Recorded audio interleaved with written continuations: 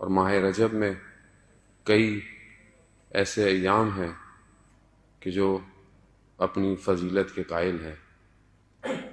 ویسے بھی کوئی بھی دن، کوئی بھی تاریخ ہماری اپنی زندگی سے جب منسوب ہوتی ہے تو یقیناً وہ اپنے کسی بھی واقعے اور اہمیت کی وجہ سے ہم اسے یاد رکھتے ہیں۔ انسان مادی ہے، انسان محدود ہے، خود دنیا بہت محدود ہے، لیکن اس محدود اور اس لمیٹڈ چیز کے اندر پروردگار نے کچھ ایام ایسے رکھے ہیں کہ جس میں اگر ہم کچھ کام کریں تو ہم اس لامحدود زندگی میں خوشحال رہ سکتے ہیں، جس میں ماہ رجب ایک ایسا ایام ہے۔ خداوند متعال کے نزدیک زمانہ کوئی اتنا مہم ظاہراً نہیں ہے کہ خداوند متعال ہے، یہ ہمارے لیے 24 گھنٹے، ہفتہ، پھر مہینہ، پھر سال، لیکن انہی ایام کے اندر کہ جو مادی دنیا ہے جس میں سورج گھوم رہا ہے اور ہمارے لیے ایک زمانہ تعین کر رہا ہے، اسی مادی، اسی محدود کے اندر پروردگار جب کسی ایام کو اپنے آپ سے منسوب کر دیتا ہے تو اس کے اندر برکت ڈال دیتا ہے۔ اسی لیے ماہ رجب کو پروردگار نے اپنا مہینہ قرار دیا۔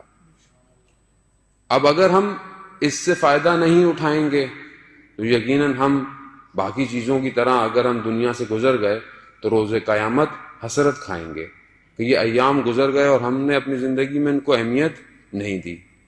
ماہ رجب بھی بالکل ایسی ہے، یقیناً آپ نے اس سے پہلے گفتگو سنی ہوگی ایام میں، ظاہر ہے اور بھی آپ کے پروگرام پہلے بھی ہو چکے ہیں، لیکن بہرحال توفیق ہوئی ہے، کچھ دن رہ گئے ہیں تو شاید ہو سکتا ہے کہ ہم کچھ دن بہتر گزار سکیں۔ ماہ رجب عرفا کے نزدیک بہار کا مہینہ ہے۔ بہار کس کو کہتے ہیں؟ شکوفہ ہونا، دوبارہ زندہ ہونا، تجدید حیات ہونا۔ جو چیز مرجھا گئی تھی وہ دوبارہ کھلتی ہے، اس کے اندر زندگی آتی ہے۔ عرفہ اس کو بہار کا مہینہ کہتے ہیں، کیوں؟ کیونکہ روح کے کھلنے کا مہینہ رجب ہے۔ جو لوگ رجب میں محنت کرتے ہیں وہ شعبان میں اس پہ اور محنت کرتے ہیں، نتیجہ ماہ مبارک میں ان کو ملتا ہے۔ عام زندگی میں کیا ہوتا ہے کہ ہم رجب اور شعبان ہمارے لیے بس کچھ ایام ہیں، ہم اس میں پروگرام کر کر گزر جاتے ہیں، پھر ماہ رمضان آتا ہے، ہم سروں پہ ٹوپیاں پہن لیتے ہیں، مسجدوں کا رخ کر لیتے ہیں، لیکن جیسے ہی مہینہ ختم ہو رہا ہوتا ہے ہمیں اپنی ذات میں اپنے آپ کو کہہ رہا ہوں، خدا نخواستہ آپ کو نہیں کہہ رہا، میری اپنی ذات میں دیکھ تبدیلی نہیں آئی مجھے، میں نے روزہ رکھا، میں نے سب کیا، مگر وہ جو دعا میرا چوتھا امام کہہ رہا ہے کہ پروردگار کاش کہ یہ مہینہ ختم نہ ہو، لیکن یہ دعا میرے اندر سے نہیں نکلی آج تک، میں 40 سال کے نزدیک ہو رہا ہوں، یہ دعا میرے اندر سے نہیں نکلی آج تک کہ پروردگار کاش کہ یہ مہینہ ختم نہ ہوتا۔ کیوں؟ کیونکہ میں نے اس کی تیاری نہیں کی۔ میں کیا ہوں؟ میں کہتا ہوں کب ختم ہوگا، کب چاند نکلے گا۔ کتنا میرے میں اور سیر ائمہ میں تضاد پایا جا رہا ہے۔ کیوں؟ کیونکہ میں نے ان ایام کو درک نہیں کیا۔ میں اگر ان ایام کو درک کرتا تو پھر ماہ رمضان میں پھل لے کر خداوند متعال کی بارگاہ میں موجود ہوتا۔ اب اس مہینے کے اندر سب سے زیادہ مہم کیا ہے؟ استغفار ہے، استغفر اللہ واسأل التوبہ، یعنی توبہ کرو۔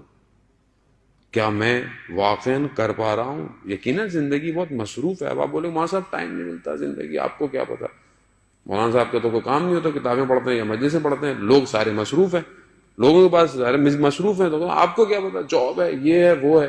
خوب دیکھیں ساری چیزیں اپنی جگہ پر ہیں، مگر کیا خداوند متعال نے جب ہمیں خلق کیا تھا کیا وہ نہیں جانتا تھا کہ انسان آگے والا اتنا مصروف ہو جائے گا؟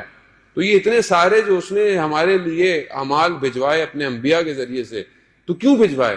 یا تو ہمیں نہیں جانتا تھا، یا تو آپ بولے کہ نہیں پروردگار کو نہیں پتا تھا کہ 21ویں سینچری میں اس فاسٹ سیزن میں رہنے والی جگہ میں ہماری زندگی بہت مشغول ہوگی۔ ایسا نہیں ہے عزیزان محترم، یہ صرف ہم اپنے آپ کو بہانے دے رہے ہیں۔ ہم چاہیں تو اپنی رفتار کو اولیاء کی رفتار کے قریب کر سکتے ہیں اگر چاہیں تو، اور نہ چاہیں تو۔ انبیاء کے دور میں انبیاء بہت کوشش کرتے رہے، لوگوں نے کچھ نہیں کیا۔